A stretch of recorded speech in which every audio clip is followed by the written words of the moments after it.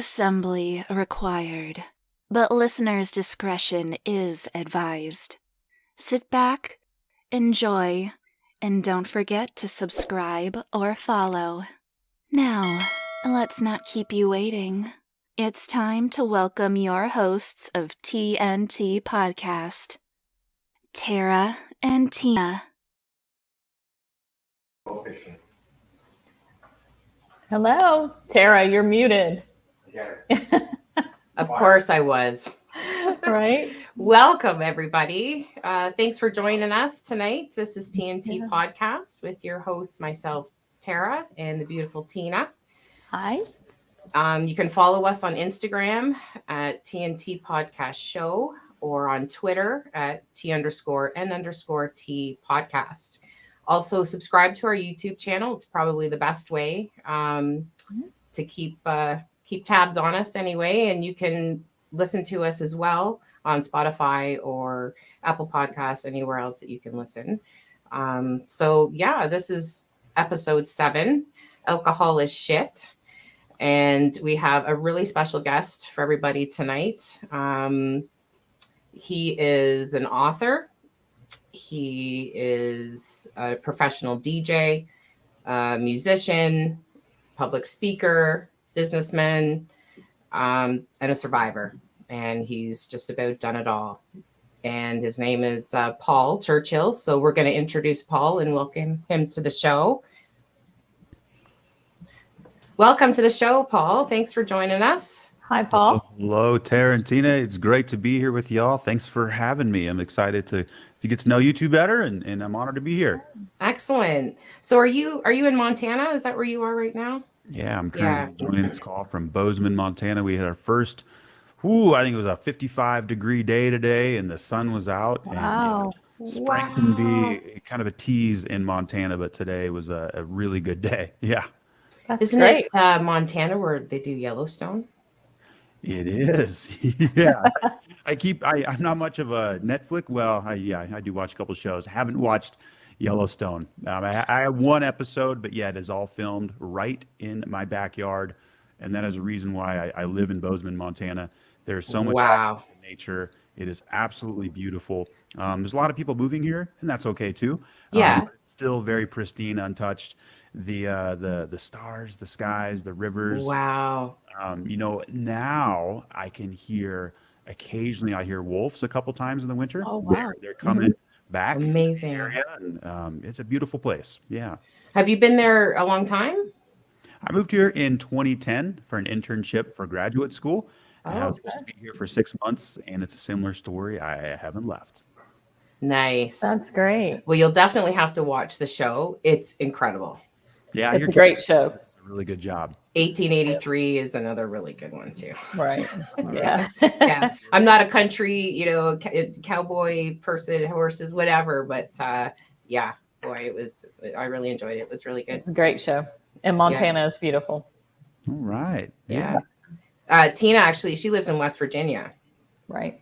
So that's where she is. And then I'm in Ontario, Canada. Okay. So I'm in the North I Pole. love the logo for the podcast, the project, the intro music, the countdown. I was getting pumped up backstage. I'm like, let's do this. Awesome. That's Thanks. awesome. Yeah, that was kind of funny, Tina. There's actual places you can go and have people help you out to do that kind of stuff. So it was a learning curve for sure.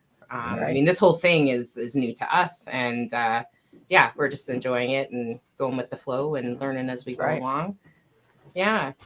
So I was doing some research and I found you, and I just I was watching some of your public speaking, and you've done TED Talks, and just love the way you came across, just very down to earth.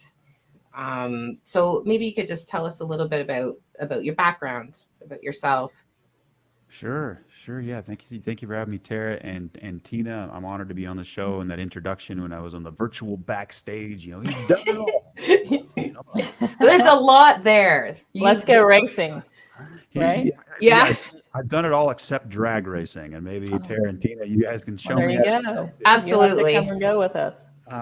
When you said you've done it all, thank you. I have done a lot. I have not done it all, but The only thing that's made that's happened that made any of that possible that you just said was removing alcohol from the equation. And we'll get into that soon. You know, right now I'm very blessed with where I'm at. And I look back at the journey, the trajectory, the downfall, all that.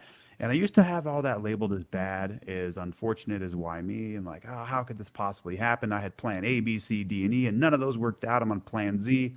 But the addiction, the drinking problem, alcohol, that opened up a spiritual dimension in my life where I can see that I was never on the wrong path, and things were going perfectly, even though when I wasn't feeling that things were going perfectly. But yeah, let's back it up a little bit, Tarantina, and feel free to interject and say, hey, like, ask another question, whatnot. And so I was a normal drinker for about 7 years, and so I do know what it's like. In fact, I remember when I was driving through downtown Denver, Colorado, and there were some alcoholics on a street corner that fit the stereotype, and I just said, you know, well, why can't you just stop drinking, right? And I didn't understand it, but I'm glad I had that 5 to 7 years of normal drinking where I could take it or leave it. Okay, I was going to ask, when you say normal drinking, that's just, social, like social. Yeah, social drinking. Literally mean, yeah, social drinking where it wasn't dominating my thoughts. And we'll get into that because it's a great question. Like, what is a normal drinker? I don't really think there is one. It's just like what your relationship with alcohol is and how you're using alcohol, or how is alcohol using you. But like many people on my podcast, and you've probably heard on this podcast, you know, when they took that first drink, it was something magical. It was almost a spiritual experience. And that happened for me when I was 13. And I said, whoa, all right, we figured this out. Like me and alcohol, we are going to be best friends for a long time. And alcohol helped me out for a long time. And I don't want to bag on alcohol. I do have a book called Alcohol is Shit, you know, like, Yeah. and that is my opinion towards it right now. It led me places that I didn't want to go. And there's a lot of science behind it. In fact, it's one of the most dangerous, deadly drugs in the world. If it has more, it takes more casualties, or it kills more people each year than every other drug combined. I mean, you don't hear about that stuff. No, not at all. Yeah, and you know, and that's okay. But for a while, it helped, and it helped me be funny. It helped me talk to girls. It helped me. It really helped for a long time. It helped with the loneliness, and like I said, I was a normal drinker for a while until I went to Spain at the age of 23 to buy a bar. You know, but looking back, before I graduated college, the last year, I was going into the problematic territory of drinking. What that looked like for me was, once I started, I was having more and more difficulty stopping. Right, and I ended up lapping the pace car. In fact, this is a great analogy you guys need to use in this realm here, where I would drink more than everybody, right? And sometimes it's like, well, I'm gonna have a couple drinks before I go out to the party, and then when I got home, I would have a couple more drinks. So I went to Spain at age 23, and I bought a bar. I had a drinking problem before that, or it was ramping up. And you know, you don't need to be Sherlock Holmes to know what happened there. It was a total shit show. But I'm glad it happened, because that 3 years of my life where I was blacking out almost every night, probably like 80% of the whole time, it sped up. You know, one of the most dangerous things, Tarantina, about alcohol is that it takes a long time to really take hold and to kill. But for those 3 years, I think I did 30 years of drinking in 3 years, and it sped up the trajectory where I had to deal with this issue called alcohol in my 30s instead of my 40s and my 40s and 50s and 60s and whatnot. And so I left Spain. I did a smart decision, Tarantina. I just walked away. Like I recognized the writing on the wall. I said, I will probably not survive this. I was blacking out for like 2 to 3 to 4 days at a time. I was mixing other substances with that. And I could see like, oh shit, I'm coming back not alive if I stay here. So I came back and I thought I would leave all of the problems on that side of the Atlantic. You know, in this world, we call that a geographical cure. And it helped, it did, but it was only a matter of time before I started drinking, that ramping up again. And then I went to grad school in Seattle for another geographical cure. And the drinking followed me. Gosh darn it.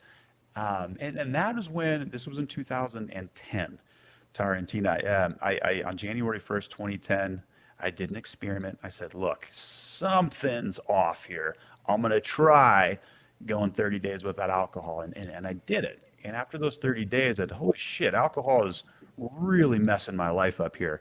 And so I went 2.5 years. I went 2.5 years alcohol free. Wow. Yeah. And it was awesome. But what I recognized at the end of that, Tarantina, was I was just staying away from alcohol, and my entry point into the world of sobriety was a sacrifice. Like I did everything, but I just didn't drink. And there was a part of me that still craved it, still yearned for it. And what I know now is that period of sobriety was mainly based off willpower. It wasn't a program, and we can discuss what that even means, in my opinion. I wasn't doing any of the inner work. Because what I know about an addiction now, and I think Dr. Gabor Mate has done a lot of really good work about this, is alcohol is a coping strategy, and usually to deal with a past trauma. And it could be big T, little t type stuff. But absolutely, I was using alcohol as a way to cope, as a way to go through life. And so if I'm not working a program or doing any inner work, it's only a matter of time before life is going to show up with difficulties, and it is for anybody. Yeah. And when that happens, it's the thinking mind will say, well, what worked really well 10 years ago or 5 years ago, whenever, and that was alcohol. And so I started drinking again, and holy crap, I picked up right where I left off. I had been alcohol free for about 2.5 years. And that first night of drinking, I drank everything in the house, including my roommate's bottle of champagne from his wedding that he was saving. You didn't need that, did you? I bet it was really old. Like it's that stuff that sits on the shelf, right? Yeah, you're right. I didn't care. But I mean, Right. I'm like, hey, was that a special bottle of, it was. And then at the end of that night, I was Googling if I could drink rubbing alcohol or hydrogen peroxide because there's no more alcohol in the house. And you just wanted more. Yeah. The next day I woke up and was like, holy shit, like what in the hell happened? And then I tried to get back on it. I said, no worries. I was sober for 2.5 years. I can repeat. And I did for I think it was 10 months. And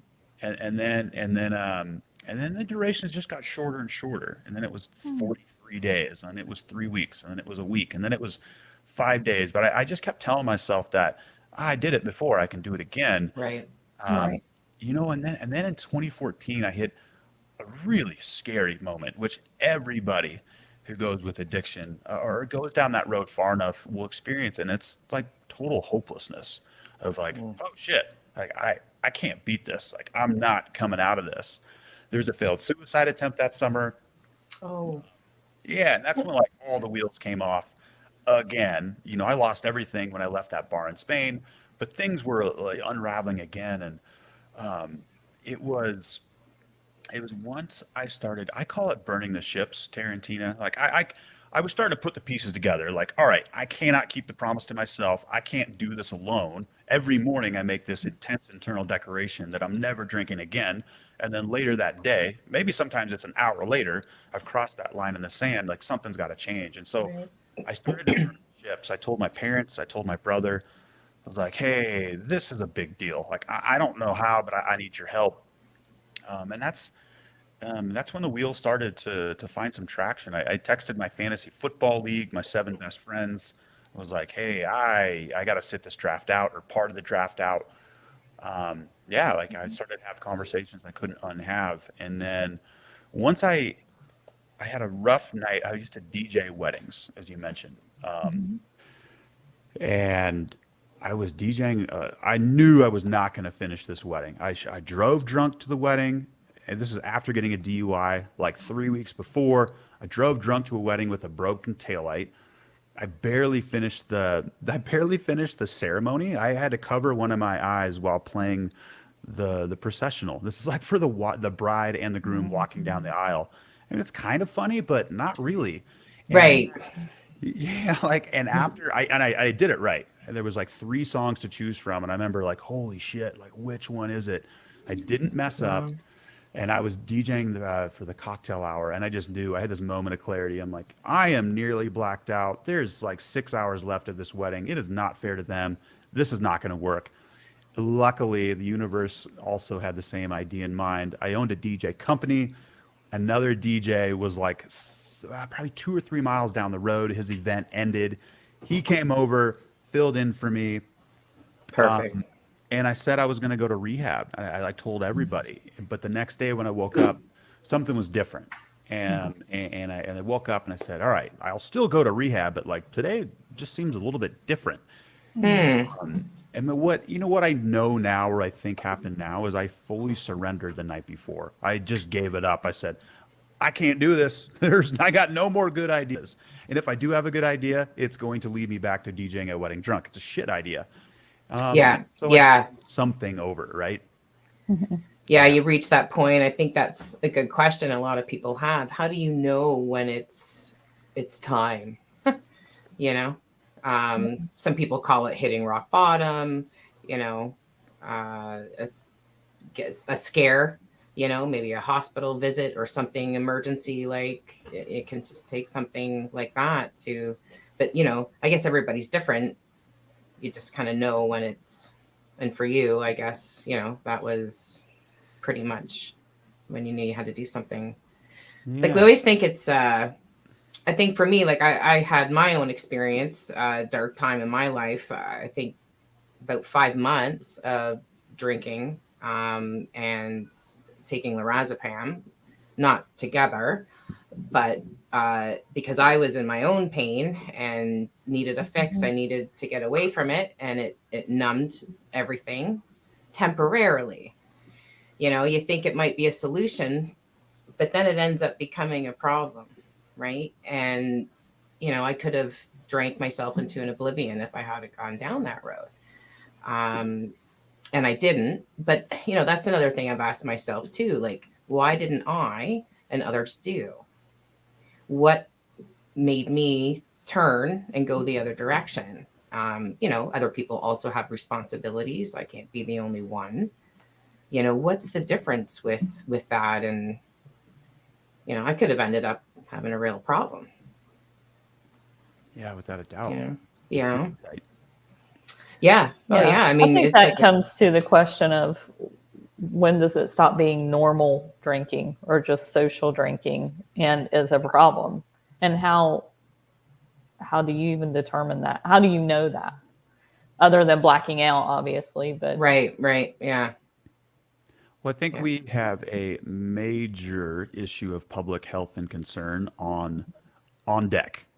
It's already here. And I think once the pandemic, which I mean, I think that's trending in a good direction, I think next up is addiction, right? Because what you just said, like, how do you know this? I've been doing this for a while now, and the stories I've heard, the personal experience I've had myself, and experiences I've had with other people, say this is a major concern that the whole of society has to deal with, not just a small corner or pocket of people who are addicted to substances, whether it's genetic or not. Like who really cares, right?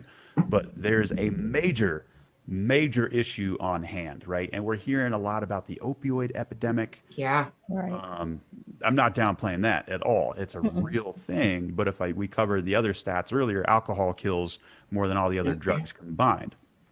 And I think we are going to come into a wave of addiction. And you talk to any teacher in a scholastic setting, from like middle school and high school on, we've got this year could be the most addictive substance of our time that we might not survive. Screens, cell phones, this technology where kids can't put them down, but even adults, right? Oh, yeah. I agree. Yeah, for sure. We all have them right here. Right there. And I read the average American opens up their phone 110 times a day. I'm like, wow, that's crazy. But sure. I know. The average Gen Z opens it up 300 times a day. I don't know. So something's going on here. Something is going on that we can't separate. We can't separate like, well, there's a pocket there. You know, AA's got it covered, but the rest of society, where the gap has to bridge, because everybody needs their healing. Let's look at a normal family. If there's one person addicted to a substance, the whole family struggles. You know, AA, Al-Anon, right? But it's hard on everybody. And I think I love my job in where I have embarked upon this journey to figure out what this is, or just to like uncover of like what the hell is really going on here, right? Right. In 1958, the American Medical Association classified addiction, alcoholism as a disease, which was a step forward. But is it really a disease? Is there a genetic Right. DNA strand? And scientists have yet to find the addiction gene. I mean, they've looked high and low. They haven't found it. Despite fully mapping the human genome, haven't found it. And I personally don't think it is a disease in some things, in some regards it's not. You can call it a turtle. It doesn't matter what it is. Like we have to address it. Right. And Absolutely. yeah. Well, one thing I that when I was listening to your stuff earlier that struck a chord with me, when you're going to school, high school and everything, say no to drugs, right? No to crack, no to cocaine, no to all these, scary drugs. All the kids are, it's kind of drilled into you, but nobody talks about the booze. Nobody talks about how it can even affect as you. a mother, even as a mother, I don't tell my kids to stay away from booze, but you tell them to stay away from drugs. I mean, it's so, I guess it's more socially accepted, obviously. I mean, Right. and very accessible. I mean, I know for me, like it was just so easy to go to the liquor store and take care of business and, forget about things for a little while, but then the next day everything's right back again, right? It's like a Band-Aid, right? It won't last. It's temporary, like, Yeah. and then you can ruin relationships and all kinds of stuff, along the way. And I think those are all just Band-Aid approaches anyways. Even if somebody did come into the classroom and say, "Hey, Paul, here's the facts on alcohol," I don't think that would have Right. changed much with me. And here's the conversation that we're going. We either have it proactively or it just happens, whether it's 10 years, 15, whatever. And so addiction is on the rise, unfortunately. And almost every category, mental health is on the rise, inflammations are on the rise, cancers are on the rise. And I think the Native Americans had this correct, where they had rates of addiction, but much lower, much, much, much lower.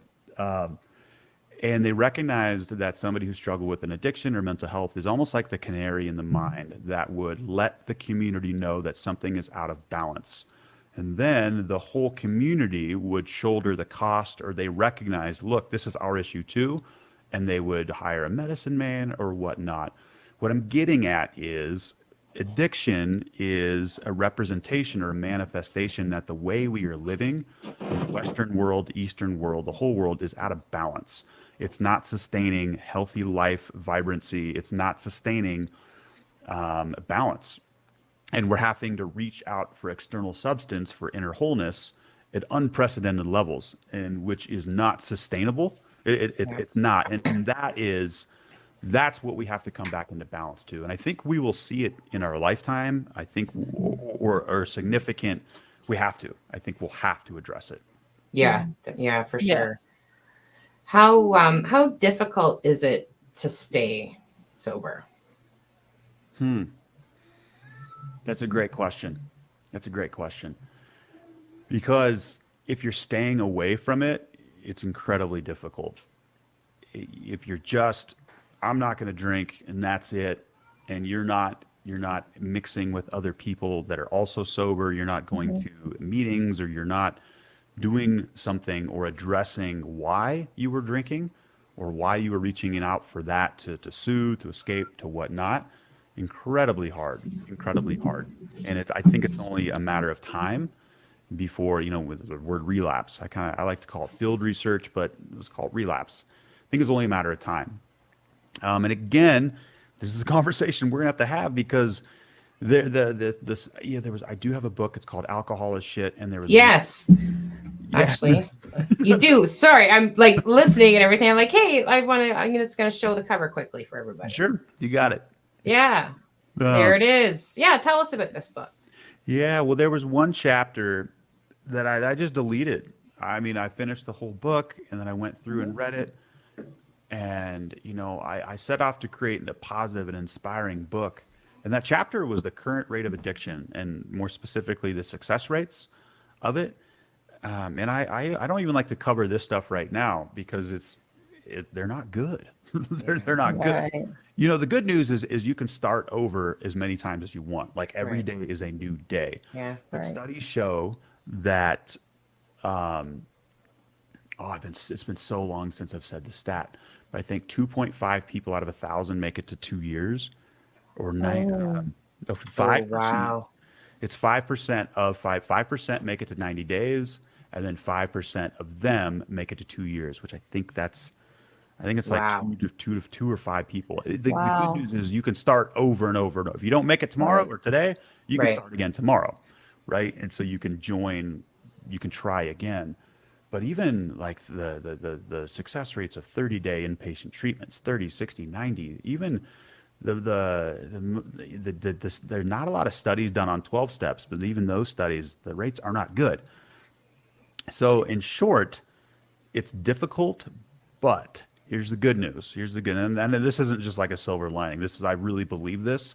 There's never been a better time to get sober, mostly with the internet. There are so many resources. I mean, look Yeah. at this right now. There's a sobriety podcast in the drag racing world. Like, that's effing Right. awesome, Tara and Tina.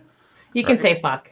It's okay. Yeah. Fucking awesome. Yeah. I love it. I love it. I love it. I love Yeah. it. You know, Yeah. for about 80 years, well, no, probably 60, 70 years, it was church basements, cigarettes, coffee, and donuts, which worked for a Yeah. lot of people. But now there is this really neat trend going on that both, normal drinkers are also setting down the booze because they see the destruction. There's a lot of information out there. They're like, look, this, I don't want this either. And people are yearning an environment for altruistic connections that don't involve alcohol. They just want that. And so I get articles sent to me all the time about alcohol-free bars popping up across the country, across the nation, across the world. And Alcohol. Yeah. Yeah. guess what Heineken's number one selling product is? It's the 0.0 Oh, wow. beer. Yeah. Okay. That it might not be now, but for a while it probably still is. I'm not sure, but it was their number one product. Was a beer company. Their number one product was something that didn't contain any alcohol. Isn't that Wow. something? You could go Wow. figure. Like it's I would, Wow. yeah. cool trend that's happening. Yeah, that's crazy. Do you think alcoholism affects more women over men or men over women? Is there a stat that tells Yeah. that at all? Or So dudes went hard in the paint for a long time, but women are catching up very quickly. And I think I used to know all this stuff, but I think women have surpassed men on the rates of alcoholism. Yeah, and again, I think so too. Yeah. yeah, Yeah. there's like this whole mommy wine culture. It's again like the environment we're putting women in is really difficult. And Dr. Gabor Mate, again, he's kind of like the addiction guru that I follow. Talks a lot about prenatal care. Addiction, it's so hard on men and women these days just to live. Like we have never been pulled in so many different directions on our time, our money. We just went through a pandemic. Right. Yeah, there's no reason why so many of us are reaching for external substances to feel better internally. a friend of ours here, Chris, saying he was a heavy drinker. This is a comment from somebody in the comment section till he was 25. Then he just woke up with a hangover and told his wife never again. And that was 37 years ago. So that's Amazing. way to go. Yeah. Yeah. Chris, I like that photo of your car too. Yeah. I hear stories like that, and I hear stories of people going to multiple treatment facilities. I met a guy who went to 23 inpatient Wow. facilities before it stuck, right? And they're not cheap. Like anyone I know that's had to go in for treatment, it's thousands of dollars. So how available is it to somebody that has a low income to get into a place for help? Like, I mean, I know here in Canada, you got to pay for all that. Like, what if So you don't we have are it? going in the right direction. The Affordable Care Act now requires insurance companies to cover rehab and treatment. Right. This is good, right? That is really good. Yeah. The Just Say No campaign, there was a couple hidden in the 80s with Reagan. That was actually behind the scenes was a way for insurance companies to not cover that. And so, Really? yeah. It's been kind of two steps forward, one step back. But Right. yeah, now treatment is covered by many major insurance companies, which is fantastic. Yeah, and I am an entrepreneur. I always have been, and I went down this road with alcohol. And I remember after like 3 months, about 2 months away from alcohol, there was this. I said I got this. It's like I got this. I think that's the three most dangerous words that anybody can say with a drinking problem. And I also had this light bulb moment of like, this is bunk. This is bullshit. Like, how to navigate this. It affects so many people. There's no clear departure out of this, and I want to help. I Right. don't know if I can solve it. Or I think what Bill W. and Dr. Bob did in 1935 is unbelievable. The further I stay away from alcohol and the more I do Recovery Elevator, what Bill W. built with AA, unbelievable. I go to a couple AA meetings a month, mostly for community.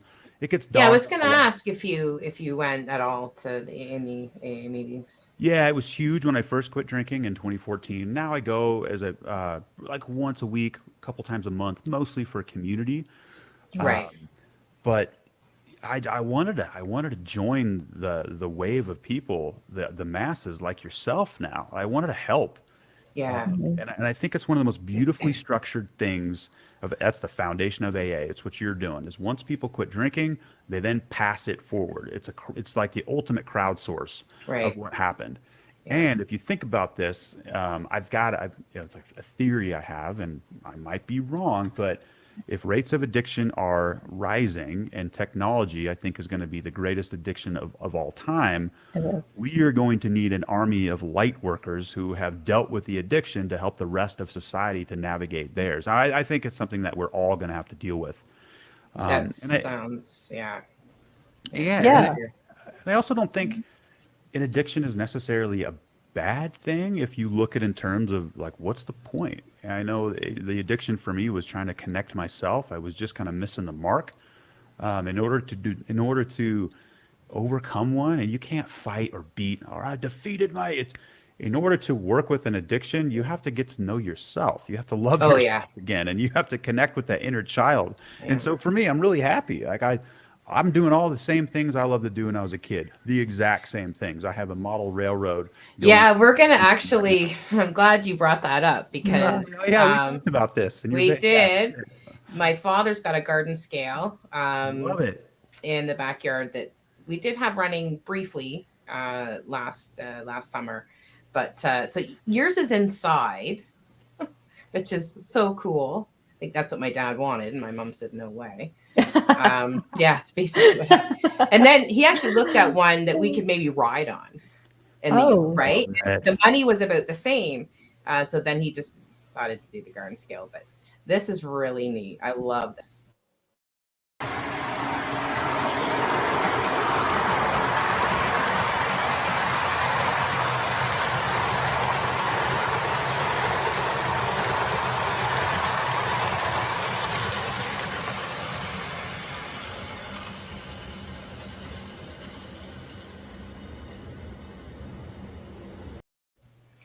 What's so cool about that is the lights going through the tunnel. Like they're so neat. So yeah, I mean, look at how much fun and the things that you're doing now, you know? Yeah.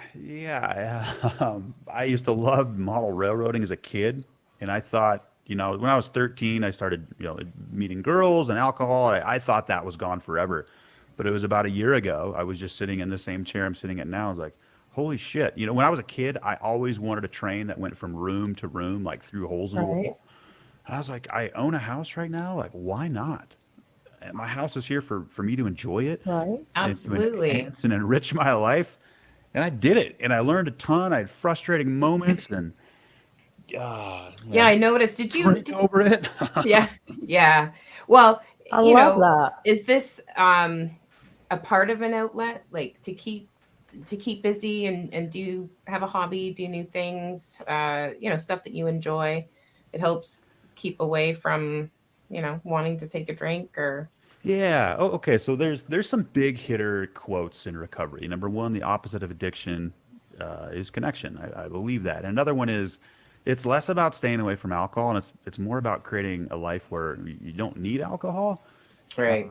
Yeah. And I didn't quit drinking yesterday. It's been a while, but during the whole project, I didn't think about alcohol once. I wanted to work on it, and I Right. enjoyed it. There were challenges, and it's more about creating that day-to-day environment where you're living in an environment where you don't have to resort to external substances. And of course, we're going to get stressed, Yeah. Right. and there's going to be challenges, but that's where the connection comes in. And here's another interesting component here is that most anthropologists agree that there was little to no signs of addiction in pre-modern times. Really? Yeah, I mean, it even it's like, what does that mean? It tells you that the way we're living right now is fucking insane. Yeah. Shit, I would have thought that they had it rough. The just the environment and the way they had to live back then, you'd think would be more stressful. But yeah, that's Yeah, crazy. totally. I thought the same. And in fact, another thing most anthropologists agree upon was the happiest of human beings were hunters and gatherers about 50,000 years ago. And you can test this because there are still hunters and gatherer cultures in Papua New Guinea. There's a lot of them right now, and they don't have near the rates of addiction, cancers, inflammations. I mean, the way we are living right now is not healthy. Yeah. And the world is No, really it's not. upside down right now too. Totally upside We've down. got It is. Ukraine and COVID, and just it's a lot for people, right? It's probably the last couple of years is many have struggled, you know. Yeah, let me phrase this for you. When the pandemic hit, essential businesses were deemed necessary. Liquor store, essential business. What Yes. society we are living in right now? I know, and I remember.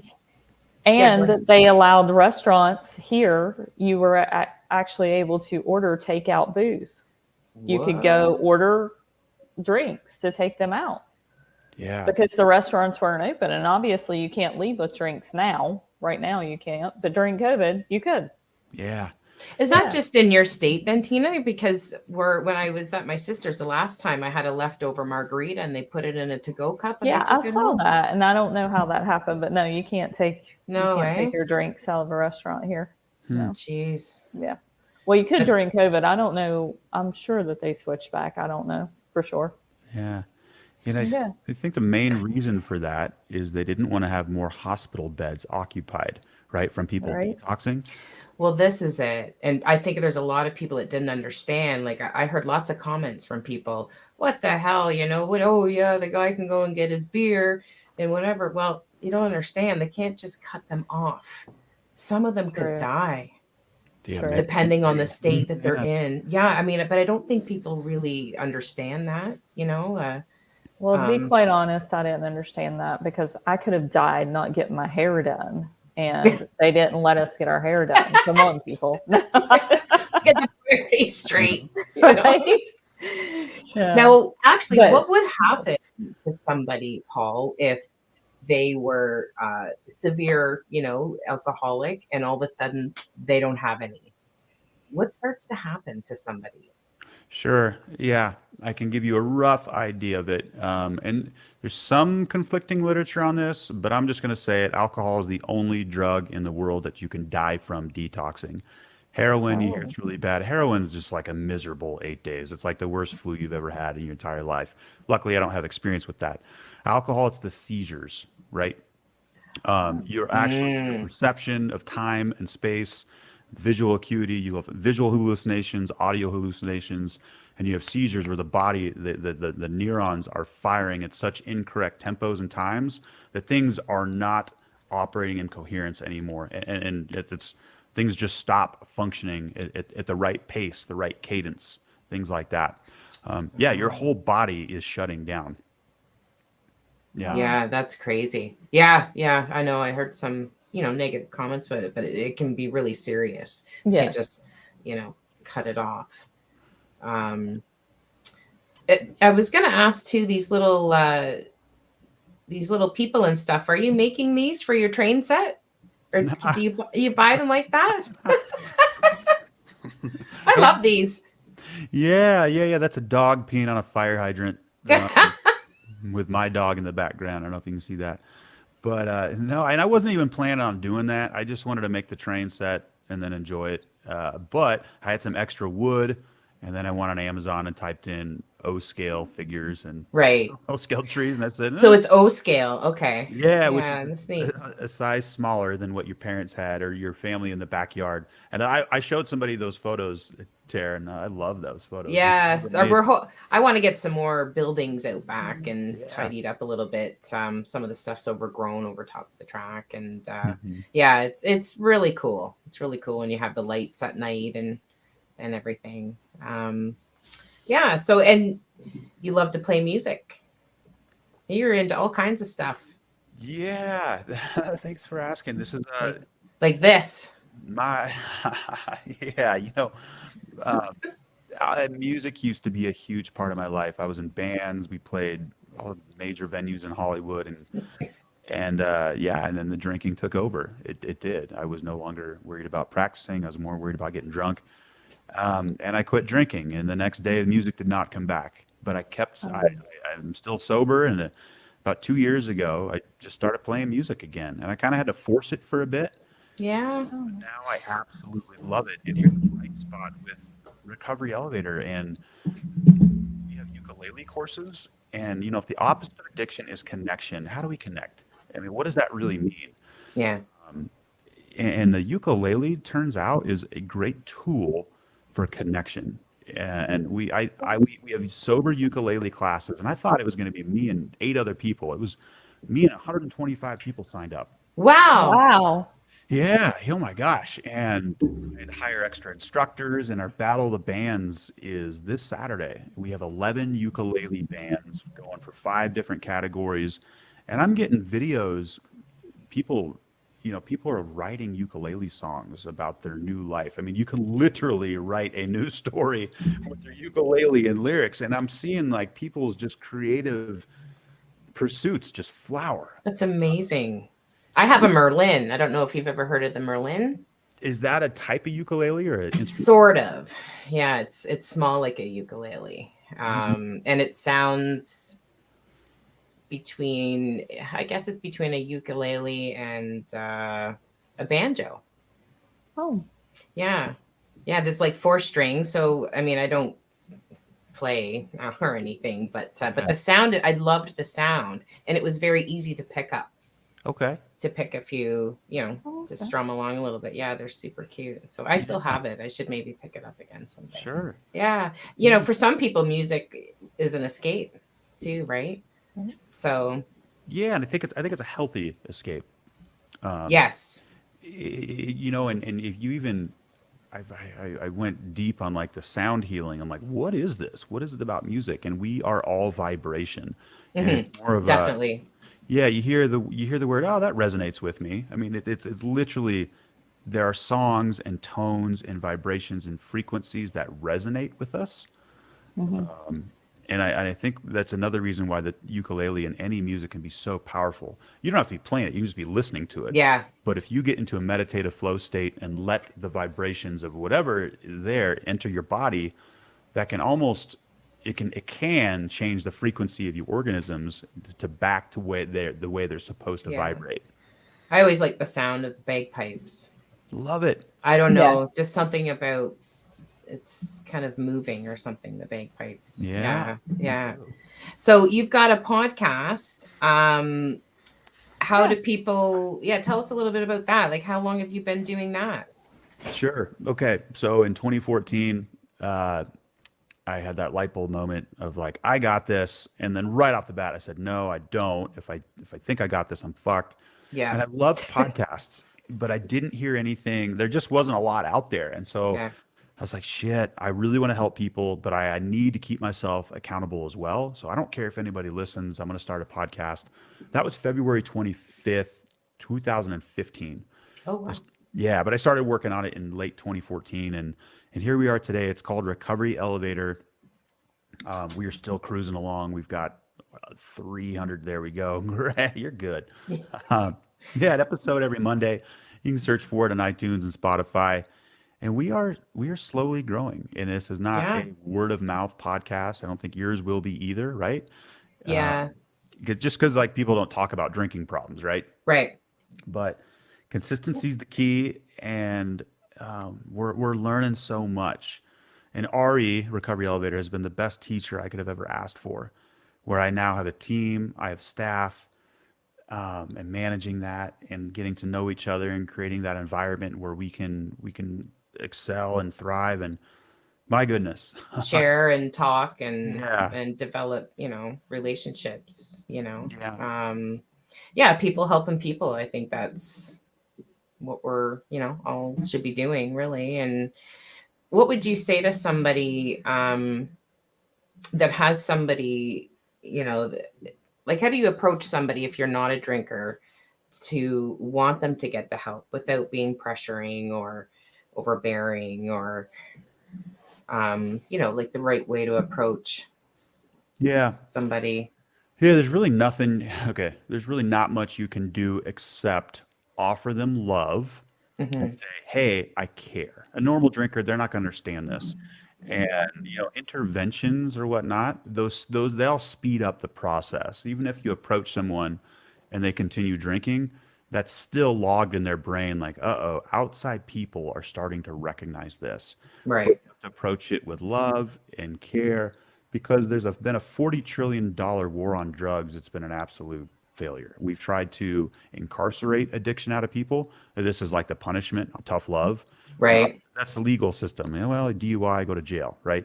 That doesn't work. In fact, you're creating a more intense environment that will Yeah. foment more addiction. It's just the wheel, right? It just creates Yeah. more addiction. More stress and more, Yeah. So, hey, look, I love you. I see this as an issue. I don't get it. I'm here to help. But sometimes those people have to put up boundaries, right? They have to protect their own energy and stuff. Like, hey, I'm not okay with this. Just want to let you know I support you, but you can't treat me like that. As I mentioned, everybody's affected by this. yeah, that's true. Yeah. All the people around you. And, now you mentioned before you had a place south, or you spent some time. Was it the Caribbean that you went? Costa Rica. Oh, right. And like you stayed there for a little while. Yeah. Okay. So this is, yeah, well, I'll mention this. This is, um, and so wonderful things. I'm very blessed. And sometimes I have to zoom out, right? And be like, holy shit, I've lost everything a couple times.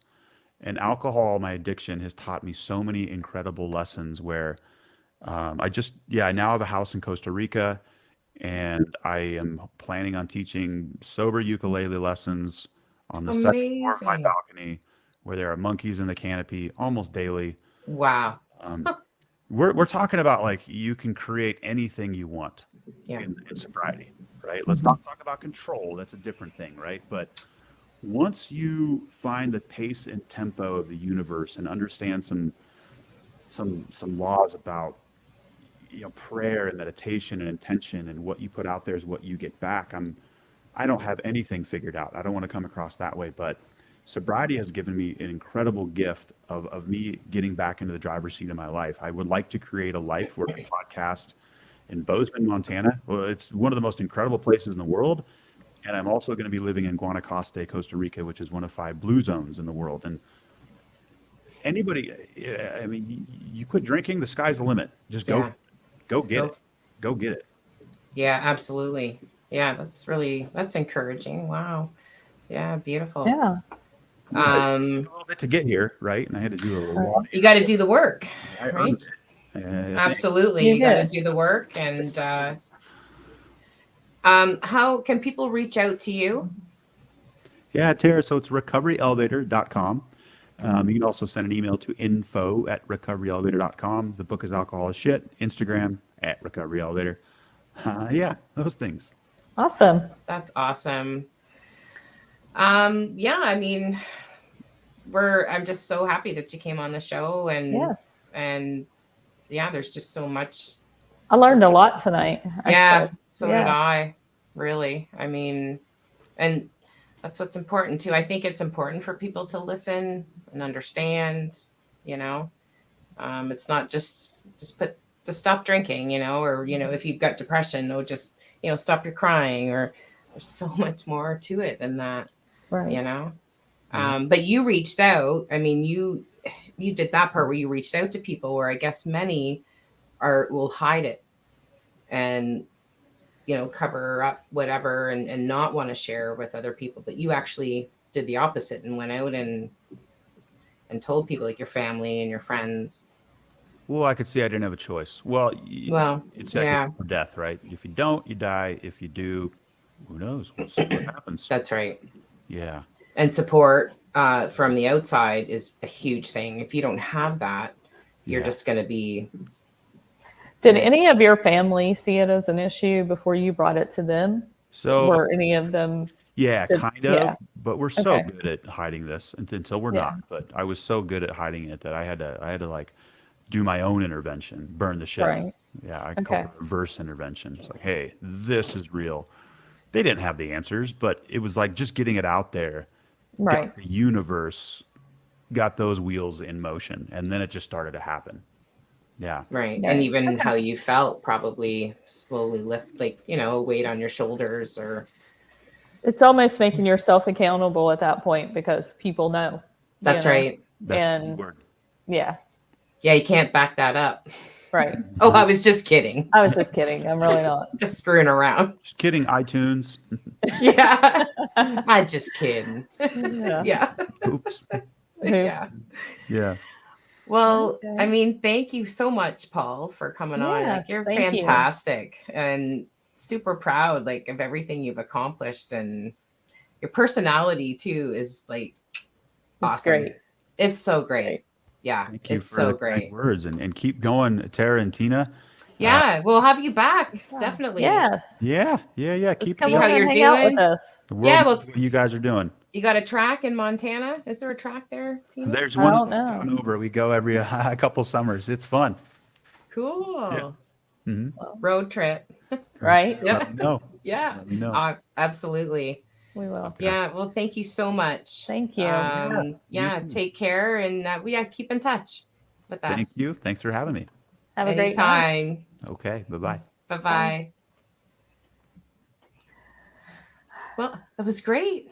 It was a great. Good show. So, I guess Our next one is Women of Drag Racing. One Yep. of many Women of Drag Racing, by the way. We want to point that out, that no certain order. yeah, exactly. We're We've just going to gotta- have lots of women on. We're gonna do that whole series, and because there's so many, we've got to split it up. Right. And we want to No give them particular all order. Right. Yeah, no particular order. But we don't want to have too many on the pod because it just gets too crazy with everybody talking, and we want to give them each a chance.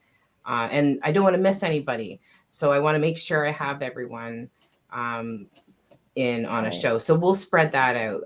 But the first one is April 7th. April 7th. Yeah. We have 3 ladies coming on April the 7th. And Yes. that'll be exciting. And we have a couple of other great shows lined up. Yeah, actually, we do. We have kind of a surprise guest, but we won't let that. We're not letting that out of the We're bag not yet. gonna we let have that- a surprise guest. April 21st. Yes, April 21st. And then But we're not going to say. not And gonna we say- may, when I come down for a visit to go to the track, we might pop Right. on for 20 minutes, show people what it's all about. Might do something like that. So Right. yeah, there's lots of awesome stuff coming up. Yes, I'm actually in Florida. We didn't mention that. Yeah, I'm that's going to right. So- Orlando, which so- was a last minute change, but I will be in Orlando tomorrow. Yes. Not with a Durango. I'm just No. as a Supporter. and supporter and spectator. Yes. spectator. But Durango should be ready for VMP, which Tara will be joining me. I know. I'm so And pumped. I know. So we Just to hope see to maybe everyone. go live then. Yeah, Yeah. we definitely should. We're Just show almost done. people what. Yeah. But yeah, it'll be great. I'm so looking forward to it and seeing all the people. Yes.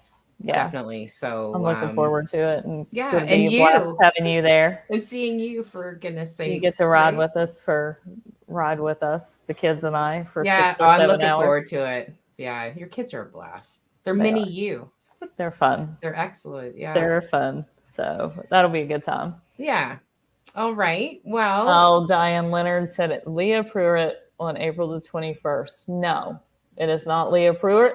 oh, she's, yeah. Guessing. Yeah. In Maybe. my opinion, somebody better, but I shouldn't. I don't know. I wouldn't I say know. better. I know. It's going to Just be somebody hard. that I want to have on there. I Yeah. probably shouldn't have said anything, but Yeah. it's okay to say surprise It's guest. okay. But Yeah. yeah, Leah would be lovely, Diane. Oh, absolutely. Yeah. That would be a Hopefully, great guest. maybe she'll get to come back to a Modern Street Hemi event again. That'd be awesome. Yeah. And maybe we can have her on one day. I don't think we've reached out to her. But No, I haven't. I even think. No. I wonder, eh? I guess you don't know unless you try. Right. I've had a few surprises of people agreeing to come on already. It's like, what? Really? Yes, we have. Like April 21st. Yeah. Yes. Oh yeah. Yes, guys. Hey, just like Paul said, the sky's the limit. That's right. You never know until you And try. Paul was amazing, by the way. He's incredible. Topic, but I could talk to him for a few more hours. You know, he is fantastic. He was, yeah, fantastic personality. You know, just honest, laid back, right. Tells it like it is. Great speaker, right? Just fantastic. Yeah, really, really cool guy. So we'll keep in touch with him and maybe have him back again. Maybe we'll go to Montana. By the way, the neighbor of where I'm at is making all this delicious food and bringing it in to me, and I'm like, I can't eat on camera. Stop this. I'm starving. Hey, some people pay money to watch people eat on camera. This. But yeah, what a lovely neighbor. And look at this. I wonder if Army Chris is watching. Get off of here to eat. But anyways, it was a great night. Thanks everybody neighbor. for watching. Yes. I know. Yes, I can't wait to watch it. All right. Yeah. Well, everybody take care and we'll see you soon. Good night. Bye. Good night, everybody.